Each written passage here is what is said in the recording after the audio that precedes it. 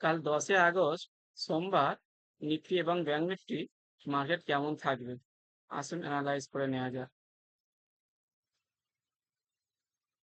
Daily time ফ্রেমে একটা resistance breakout হয়েছিল, তারপর থেকে মার্কেট একটা রিটেস্টে আছে। এখনো পর্যন্ত মার্কেট হাই বানায়নি।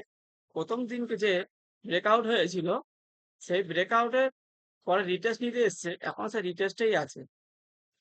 তা আগামীকাল আমাদের ট্রেড প্ল্যান কি থাকতে পারে? যেহেতু আমরা ইন্টারডে করব, আমরা 30 মিনিট টাইম ফ্রেমে অ্যানালাইজ করে নিই। 30 মিনিট টাইম ফ্রেমে এখানে কি হয়ে আছে দেখবে।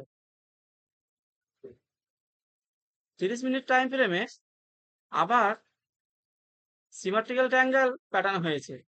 আবার বলছি কেন, কিছুদিন আগেই এখানে সিমেট্রিক্যাল ট্রায়াঙ্গেল প্যাটার্ন হয়েছিল এবং যেদিকে ব্রেকআউট হয়েছিল মার্কেট সেদিকে গিয়েছিল। আবার আমাদের ওয়েট করতে হবে যে মার্কেট ব্রেকআউট করে না ব্রেকডাউন করে। যদি ব্রেকআউট করে আমরা বুল স্টেপের জন্য ওয়েট করব, এবং ব্রেকডাউন করে যদি, তাহলে এই 24,450 নিচে আমাদের ব্রেকডাউন করতে হবে। এবং প্রথম যে 15 মিনিট ক্যান্ডেলের লোটা থাকবে, তার লোটা ব্রেকডাউন করলে তাহলে আমরা সেল সাইডের কথা ভাববো। না হলে আমরা এখনো পর্যন্ত বুল স্টেট যেমন আছে বুল স্টেটের কথা ভাববো। এটা নিফটি ফিফটি হয়ে গেল। এবং ব্যাংক নিফটি দেখবো। Bank Nifty same symmetrical triangle pattern হয়ে আছে। এখানে একটু সমস্যা হয়ে আছে bank Nifty.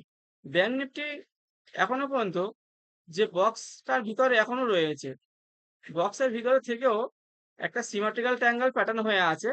Symmetrical triangle pattern যদি ব্রেকআউট করে, তাহলে উপরে একটা রেজিস্ট্যান্স আছে।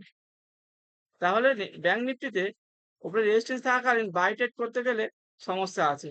যদি সিমেট্রিক্যাল ট্রায়াঙ্গেল অনুযায়ী মার্কেট ব্রেকডাউন করে, তারপরে 15 মিনিটের লো ব্রেক করে, তাহলে কিন্তু একটা সেল সাইড ট্রেড নেওয়া যাবে।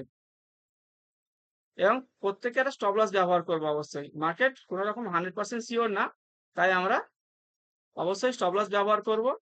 এবং ভিডিওটা যদি ভালো লাগে লাইক করবে, নতুন হয়ে থাকলে চ্যানেলটা সাবস্ক্রাইব করবে। ধন্যবাদ।